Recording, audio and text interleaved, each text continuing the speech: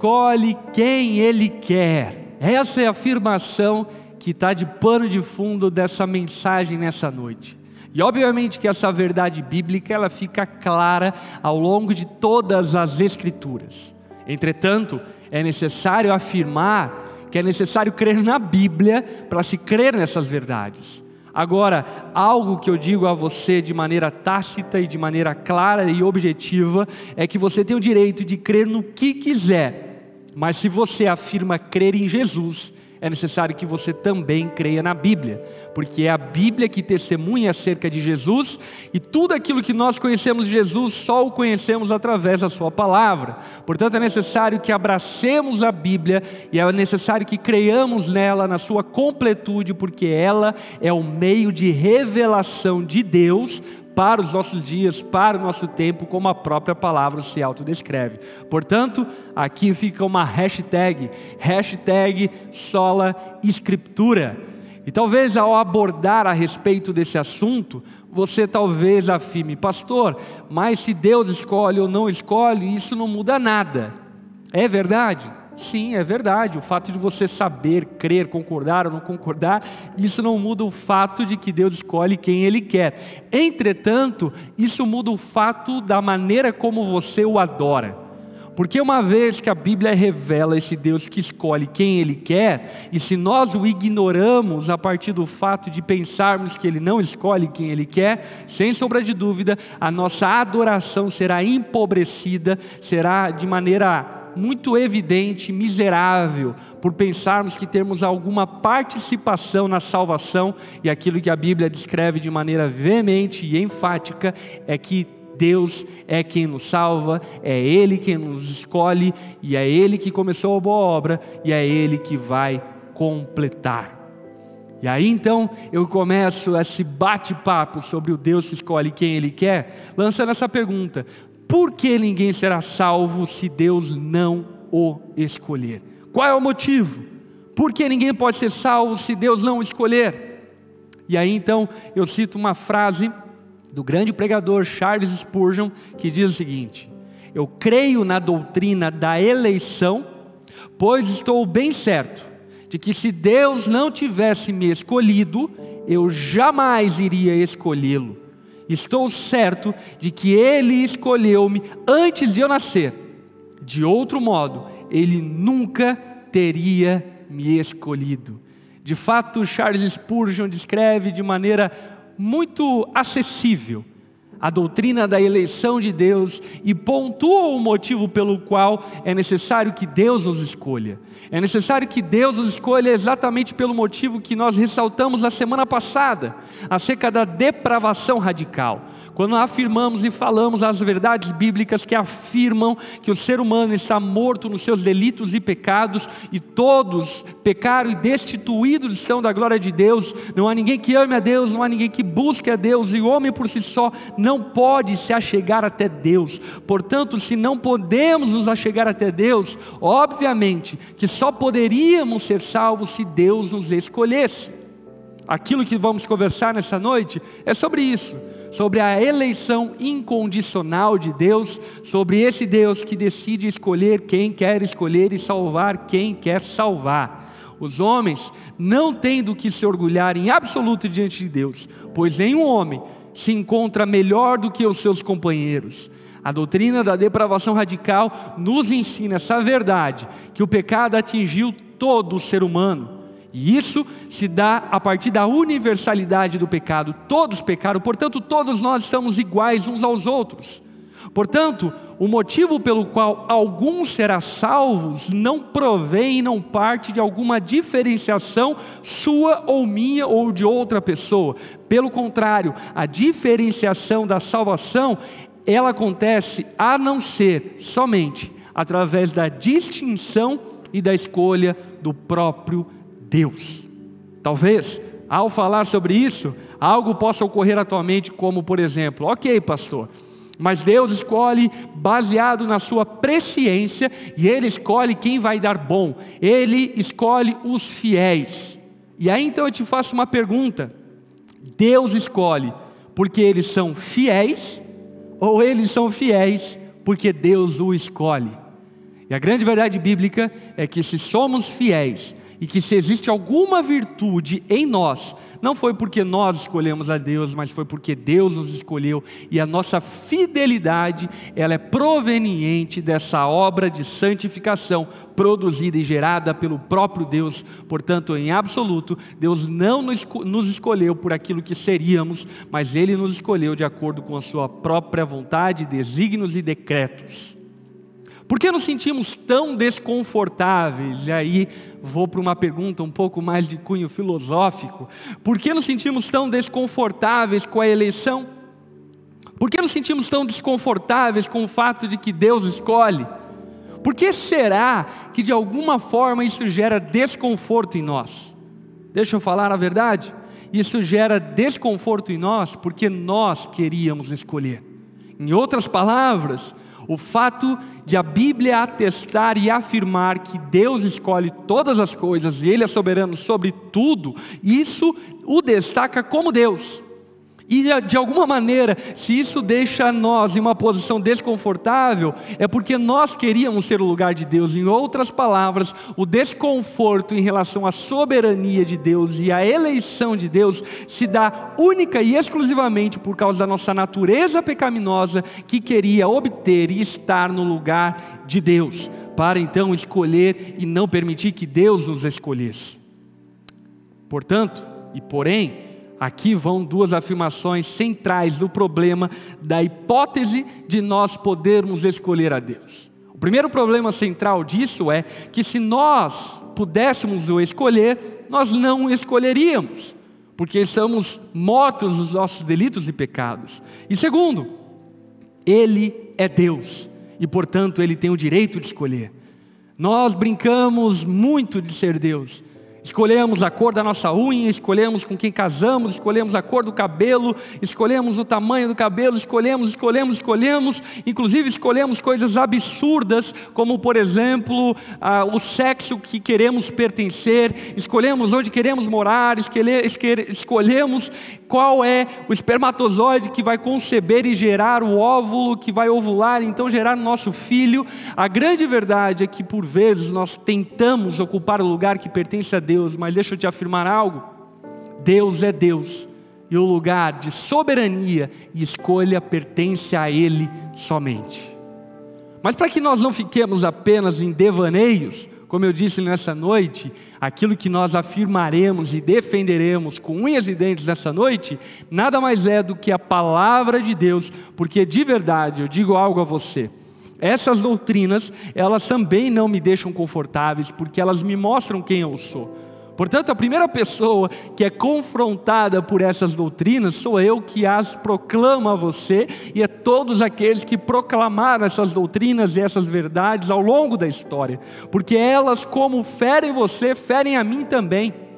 Portanto, eu me coloco aqui em uma posição de humildade diante de Deus para reconhecer aquilo que Ele nos revela a partir da Escritura. Portanto, não é suficiente, não basta a minha opinião. É necessário que conheçamos a palavra de Deus e sigamos a palavra de Deus como ela nos orienta. E para que nós possamos introduzir aí então um panorama bíblico, um prisma bíblico acerca desse assunto, eu quero convidar você a abrir a Bíblia junto comigo em 2 Timóteo, no capítulo 1, no verso 8 até o 10. E esse é o primeiro texto que nós vamos ler nessa noite. 2 Timóteo, do capítulo 1, do verso 8 até o verso 10. Olha só as palavras do apóstolo Paulo ao seu discípulo Timóteo.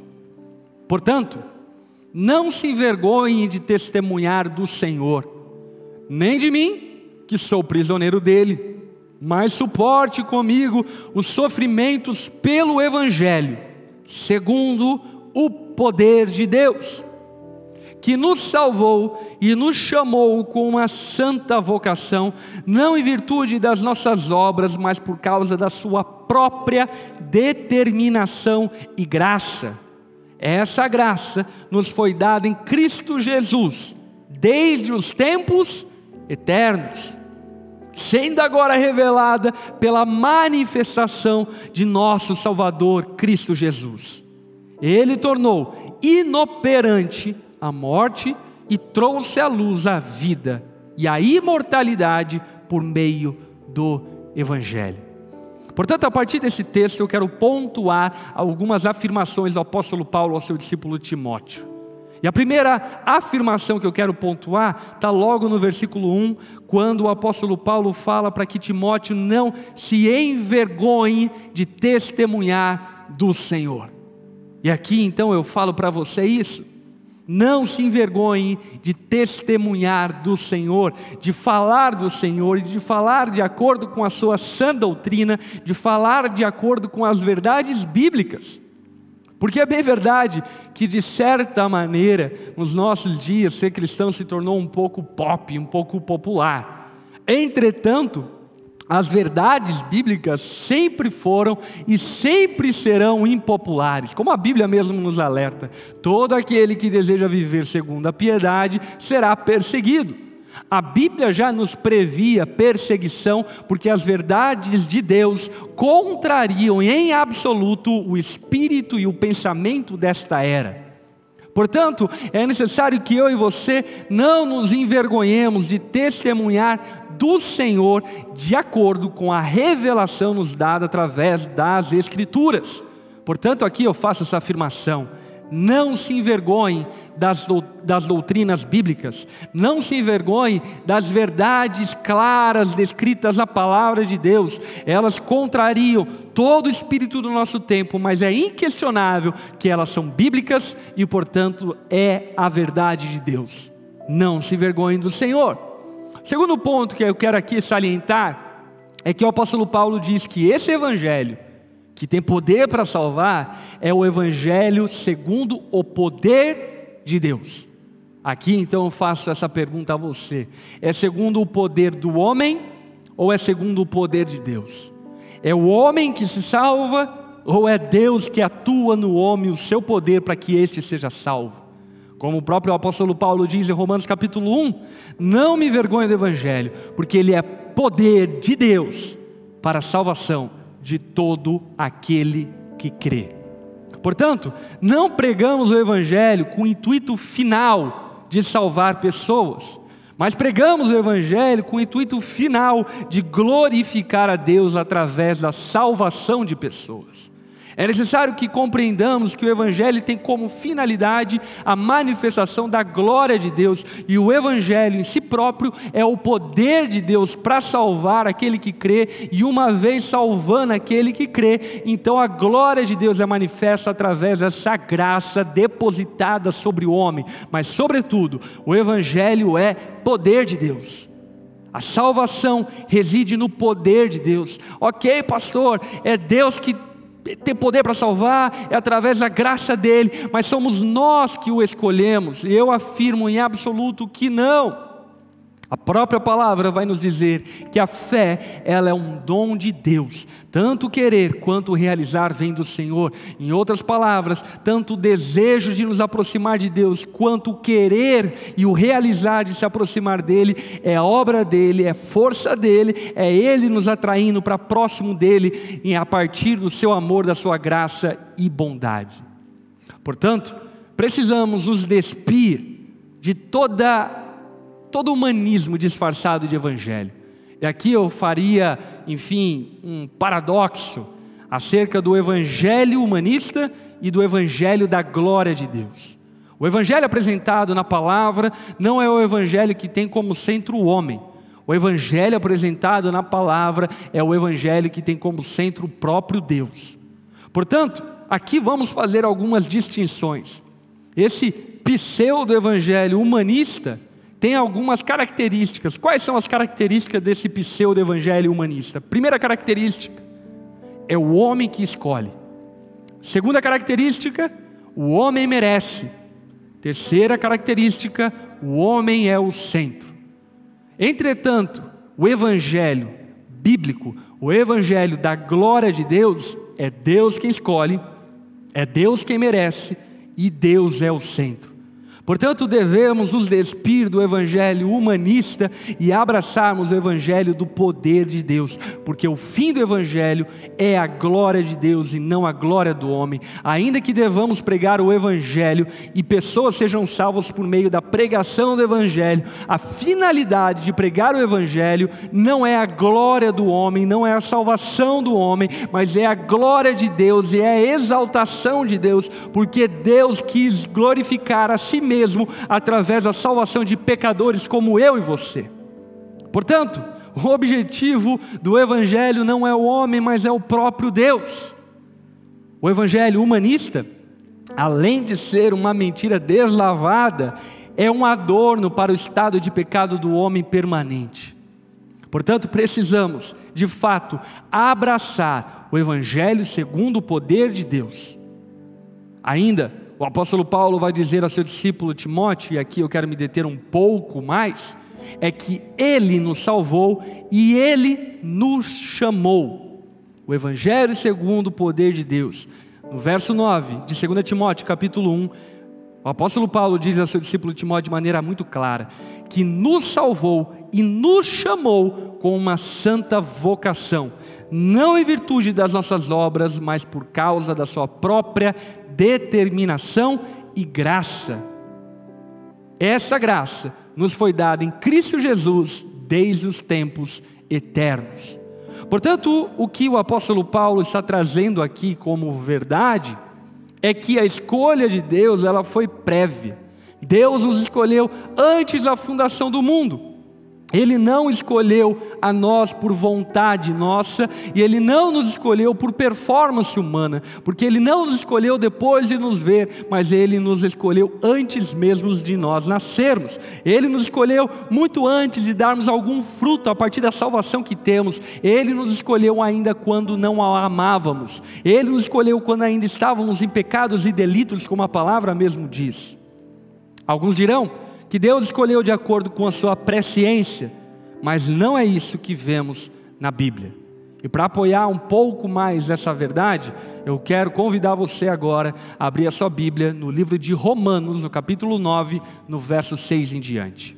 Romanos, capítulo 9, do verso 6 em diante. Você conhece o livro de Romanos? O apóstolo Paulo, no capítulo 8 de Romanos, fala a respeito da segurança da igreja de Cristo, dos eleitos de Deus, daqueles que foram salvos por Jesus, dizendo que nada pode nos separar do amor de Deus que está em Cristo Jesus, afirmando que nós somos mais do que vencedores em Cristo Jesus, dizendo de maneira clara e veemente que não há mais condenação sobre aqueles que estão em Cristo Jesus. Entretanto, no capítulo 9, o apóstolo Paulo vai abordar um tema delicado para muitos. Por quê? Porque o povo judeu cria ter tido ele uma aliança nacional com Deus, tendo então Deus como aquele que patrocina e abençoa o povo judeu e irá salvar todos os judeus por causa da descendência de Abraão. Entretanto, o apóstolo Paulo vai abordar esse assunto, porque se Deus não salvou a todos os judeus, então isso quer dizer que ele falhou, e isso quer dizer então que de alguma forma nós não estamos seguros nele. Entretanto, o apóstolo Paulo aqui vai trazer algumas verdades acerca da escolha de Deus que precisam saltar os nossos olhos. Olha só o verso 6 de Romanos capítulo 9. Não pensemos que a palavra de Deus falhou, pois nem todos os descendentes de Israel são Israel. O que o apóstolo Paulo está declarando? Que nem todos aqueles que nasceram de Jacó são filhos de Jacó. A herança de Deus, as bênçãos de Deus, não sucedem àqueles que nasceram de maneira genética de Jacó, mas aqueles que nasceram segundo a fé de Jacó. E é isso que nós vamos perceber. O que nós vamos perceber é que sempre houve um Israel dentro de Israel, assim como hoje há uma igreja dentro da igreja. Você pode ter nascido na igreja, ter crescido na igreja, ter casado na igreja, apresentado seus filhos na igreja, ter sido velado na igreja e ainda assim não ser a igreja de Cristo. O apóstolo Paulo, ele está dizendo que a obra de Deus não falha, e aquilo que ele promete, ele fará, porque ele mesmo o fará. No verso 7 de Romanos 9, ele continua dizendo: nem por serem descendentes de Abraão, passaram todos a ser filhos de Abraão. Pelo contrário, por meio de Isaque, a sua descendência será considerada. Noutras palavras, não são os filhos naturais que são filhos de Deus, mas os filhos da promessa é que são considerados descendência de Abraão. Pois assim que a promessa foi feita, no tempo virei novamente, e Sara terá um filho. Vamos parar por aqui brevemente. O apóstolo Paulo, para explicar o fato de que Deus não escolheu todo Israel, mas existe uma Israel dentro de Israel, ele menciona acerca do patriarca Abraão e do patriarca Isaque. A salvação veio como fruto da promessa dada a Abraão. Deus disse que Abraão teria uma descendência fértil e ele mesmo abençoaria a descendência de Abraão. Ele seria com o povo nascido de Abraão e favoreceria esse povo em todo o tempo. E eles seriam como as estrelas do céu que não se podem contar e como a areia do mar que não se pode contar. Essa promessa foi dada ao pai Abraão. E Abraão então teve 2 filhos. Um filho com a serva Agar e outro filho com a sua esposa Sara. Abraão então teve 2 filhos e a promessa foi dada a Abraão. E então o que Deus está dizendo é que mesmo tendo sido dada a promessa para Abraão, Deus escolheu abençoar a descendência a partir de Isaque, do filho da promessa, e não de Ismael. Em outras palavras, Deus havia escolhido Abraão, escolhido Isaque, mas rejeitou Ismael. A promessa de Deus veio através de Abraão, mas não foi toda a família de Abraão abençoada, pelo contrário, somente o filho da promessa foi abençoado. Destacando o quê? Destacando que em absoluto, Deus escolhe Isaque, mas rejeita Ismael. Deus escolheu Abraão e rejeitou a tantos outros. E da mesma forma, da descendência de Abraão, Deus escolhe Isaque, mas rejeita Ismael. E isso fica evidente, uma verdade que você precisa compreender. A salvação, as bênçãos de Deus, as promessas de Deus, a aliança de Deus não é genética. Em outras palavras, você pode ter uma família cristã e isso não lhe torna um cristão. Você pode ter um pai escolhido por Deus como Ismael teve, mas você talvez não seja escolhido por Deus. E talvez você fique pensando, pastor, mas agora estou em crise, será que eu sou escolhido ou não sou? Quase como via de regra eu diria para você que se você se preocupa com essa verdade, provavelmente você é alguém que Deus escolheu. Porque se você não se preocupasse com isso tão pouco, você teria sido escolhido por Deus. Essa inclinação a desejar a Deus é Deus te chamando para pertencer a Ele. Continuando o texto, e agora a gente vai para um exemplo ainda mais difícil de digerir. No verso 10 de Romanos capítulo 9, o apóstolo Paulo continua dizendo: e esse não foi o único caso. Também os filhos de Rebeca tiveram um mesmo pai, nosso pai Isaque. Todavia, antes que os gêmeos nascessem ou fizessem qualquer coisa boa ou má, presta atenção, antes que os gêmeos nascessem ou fizessem qualquer coisa boa ou má, a fim de que o propósito de Deus, conforme a eleição, permanecesse, não por obras, mas por aquele que chama, foi dito a ela: o mais velho servirá o mais novo. Como está escrito: amei Jacó, mas rejeitei a Esaú. Agora presta atenção no que acontece aqui, no que o apóstolo Paulo está descrevendo. Deus prometeu a Abraão que ele abençoaria a sua descendência. Entretanto, Ismael é rejeitado, Isaque é escolhido. Isaque, por sua vez, casa-se com uma outra mulher chamada Rebeca, sua esposa. Então, quando Isaque casa com sua esposa, ele tem um filho gêmeo. E esse gêmeo é Esaú e Jacó. E desses 2 filhos, Deus rejeita Esaú e escolhe Jacó. Agora aqui vão algumas coisas muito confusas, talvez, para você compreender e entender, mas eu tenho certeza que o Espírito Santo te fará compreender e entender. Esaú era o primogênito, portanto, em via de regra, em via de lei, legalmente, quem deveria ser escolhido é Esaú. Entretanto, Deus rejeita Esaú e escolhe o filho mais novo, Jacó. Uma outra observação: ambos nasceram da mesma mãe e do mesmo pai. Não há distinção genética como havia no caso de Isaac e de Ismael, porque ambos nasceram de mães diferentes.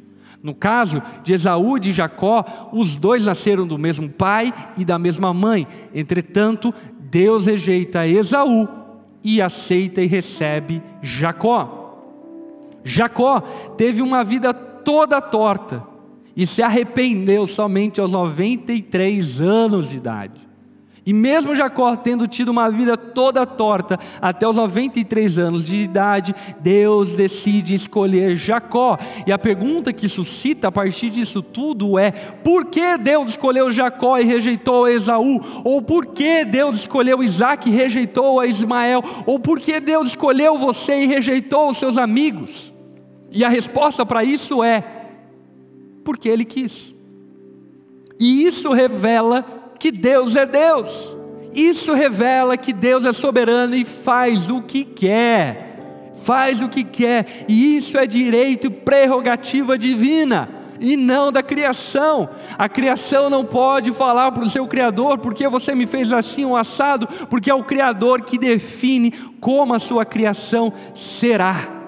Deus escolheu Jacó, escolheu Isaac, escolheu Abraão, porque Ele quis. Não tem outra resposta para isso. Será que Deus escolheu Jacó porque ele seria melhor? Não. Será que Deus escolheu Isaac porque ele seria melhor? Não. Ele escolheu a Isaac, escolheu a Jacó, escolheu a Abraão, porque Ele quis, de acordo com a sua vontade e decreto eterno. Como diria o próprio apóstolo Paulo em Efésios capítulo 2, no verso 8 ao verso 9: pois vocês não são salvos por meio de obras, vocês são salvos pela graça, por meio da fé. E isto não vem de vocês, é dom, é presente de Deus, não por obras, para que ninguém se glorie. Portanto, meu irmão, entenda uma coisa: para que a glória seja toda de Deus, a salvação precisa ser toda dele também. E como diria o profeta Isaías, Deus não divide a sua glória com ninguém. Ele escolhe a quem Ele quer e Ele salva a quem Ele quer, porque isso é um direito dele. Ele é Deus e cabe a nós, como seres humanos mortais, simplesmente nos sujeitarmos e glorificarmos a Deus a partir da sua graça e bondade derramada sobre aqueles a qual Ele escolheu. E aqui eu diria mais uma coisa: só se preocupa porque Deus não escolheu fulano ou cicrano, aqueles a quem Deus escolheu. Porque em absoluto, aqueles a quem Deus não escolheu, eles mesmos não se preocupam com essa escolha ou não escolha de Deus, porque não querem viver com temor a Deus e tampouco se importam com Deus. E aqui então eu levo você a uma breve reflexão. Lembra um dia antes da sua conversão. Lembra um pouco antes de você ser convidado pelo teu amigo a ir até uma igreja, ou ir até um grupo pequeno, ou ir até a casa de alguém, ou ouvir alguma mensagem. Lembra um dia antes da sua conversão. E a pergunta que eu te faço é: um dia antes, você estava interessado em Deus, estava buscando a Ele? Um dia antes, você estava tentando achar e encontrar a Deus? Sabe qual é a verdade acerca de um dia antes da nossa salvação e conversão? Nós não estávamos nem aí para Deus, nós não estávamos buscando, porque foi Ele que nos encontrou, foi Ele que nos atraiu até Ele, foi Ele que nos chamou, foi Ele que nos elegeu incondicionalmente para sermos o seu povo, de acordo com a sua vontade, e para que vivamos de maneira santa essa vocação que Deus nos deu. E portanto, aqui nós vamos então para o quarto ponto, a partir do texto que nós estamos lendo de 2 Timóteo. O apóstolo Paulo diz que Ele nos escolheu com uma santa vocação. Entenda uma coisa: Deus não te escolheu para te levar para o céu. Deus nos escolheu com uma santa vocação. Em outras palavras, a santidade, a perseverança, a agradabilidade, o temor a Deus é inerente daqueles a qual Deus escolheu. E a maior evidência, sem sombra de dúvidas, que você foi um escolhido por Deus, é a tua busca e o teu anseio, o teu esforço de santificar-se segundo o dom do Espírito atuando em você. E isso responde a algumas perguntas. Quais perguntas? Por exemplo, muitos vão afirmar: então se é Deus que escolhe, e se é Ele que faz tudo, então a gente pode viver uma vida libertina. E eu diria para você, de maneira muito clara e veemente, de maneira nenhuma. A confirmação dessa escolha vem através de uma vida santa. Pastor, você está dizendo então que Deus pode ter me escolhido, mas se eu não vivo uma vida santa, eu perco a salvação? Não, o que eu estou dizendo para você é que se de fato você foi escolhido por Deus, você viverá uma vida santa, porque essa é a evidência de que Deus o escolheu. Talvez uma outra pergunta que é muito popular, aliás, é: então se é Deus que escolhe quem Ele quer, nós não precisamos pregar o Evangelho? Será? De maneira nenhuma. Deus chama aqueles a quem Ele escolhe através da pregação do Evangelho. Portanto, precisamos compreender que quis Deus nos usar como instrumentos e meio para a salvação daqueles que crerão, daqueles a qual Ele escolheu. O meio pelo qual Deus proclama a salvação para esse a qual Ele escolheu é através da pregação do Evangelho. Portanto, por obediência a Deus e também por entendermos que esse é o meio para a salvação de todo aquele que crê, nós devemos pregar o Evangelho. Talvez uma outra pergunta que surja, também muito popular, é: se Deus faz o que Ele quer, então nós não devemos orar pelos perdidos? Será? Eu respondo para você: de maneira nenhuma. Nós devemos orar clamando a Deus por sua misericórdia, porque Ele nos ensinou a orarmos pelos perdidos, Ele nos ensinou a clamarmos por sua misericórdia. Portanto, ainda que Deus faça o que Ele quer, é necessário que nós oremos pelos perdidos, é necessário que nós vivamos uma vida santa, e é necessário que nós preguemos o Evangelho. E por fim, o poder do Evangelho. 2 Timóteo, no capítulo 1, verso 10, que nós estávamos lendo: sendo agora revelado pela manifestação de nosso Salvador, Cristo Jesus, Ele tornou inoperante a morte e trouxe à luz a vida e a imortalidade por meio do Evangelho, por meio das boas novas, por meio das boas notícias dadas àqueles a quem Deus quer salvar. Preste atenção. O poder do Evangelho é demonstrado através dessas três características. Primeiro, a partir do Evangelho crido e recebido, Deus torna a morte inoperante. Em outras palavras, toda a maldição que existe a partir da morte, de uma vida distanciada de Deus, de uma vida destituída da glória de Deus, agora se tornou inoperante através do Evangelho. O Evangelho é a solução para o pecado do homem e para a sua consequência, que é a morte. A segunda característica do poder do Evangelho é que Deus ilumina a nossa ignorância, ou seja, aquilo que nós não sabíamos, aquilo que nós não conhecíamos, aquilo que arrogantemente pensávamos ser um direito e uma escolha nossa, simplesmente nos é esclarecido através da pregação do Evangelho, quando Deus nos atrai, mesmo não nos importando com Ele, e nos salva de acordo com a sua eleição e escolha. E em terceiro, a imortalidade. Todo aquele que crê tem a vida eterna, porque Deus amou o mundo de tal maneira que deu o seu Filho unigênito, para que todo aquele que nele crê não pereça, mas tenha a vida eterna. Por isso, nós sustentamos aqui firmemente o que nos é ensinado. Deus nos escolheu antes do mundo ter seu início. Devemos atribuir a causa da nossa salvação simplesmente à sua soberana e livre bondade. E tudo isso, eu não sei você, mas quanto a mim, me faz compreender algo elementar. Sabe o quê? Eu não sou Deus. Você não é Deus. Eu não posso escolher, você não pode escolher. Entretanto, Deus foi bondoso, gracioso e amoroso em decidir salvar você e te libertar das trevas e te chamar de povo. Te libertar das trevas e te fazer alguém com uma nova vida, pertencendo à família eterna de Deus. E por que Ele fez isso? Porque você era bom? Não, você não é bom. Porque você era alto? Não, talvez você seja baixinho. Porque você tinha dinheiro? Não, talvez você não tenha dinheiro. Porque o teu pai seguiu a Deus e temeu a Deus? Não, talvez o teu pai nem tenha te influenciado a seguir a Jesus. Deus te escolheu por causa de um motivo: porque Ele quis. E ponto final. Porque isso revela quem Ele é: Deus. E diante dessa verdade, que todo joelho se dobre e que toda língua confesse que Jesus é o Senhor, para a glória de Deus Pai, e Ele faz o que Ele quer, porque não somos nós que somos deuses, mas é Ele que é o único e soberano Deus sobre toda a criação.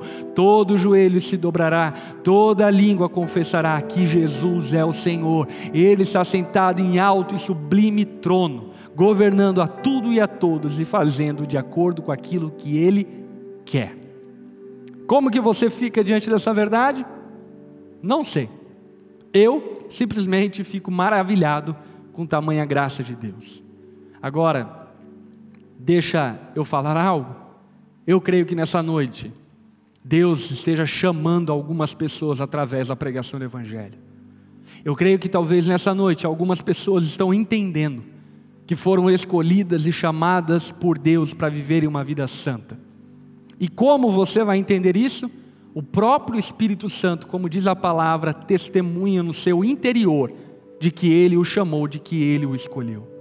Portanto, se você se sente atraído por Deus, chamado por Deus, eu quero dizer para você que essa é a obra do Espírito Santo de Deus, te chamando para pertencer a Ele, te escolhendo para ser filho dEle, rejeitando Esaú, escolhendo Jacó, rejeitando Ismael, escolhendo Isaac.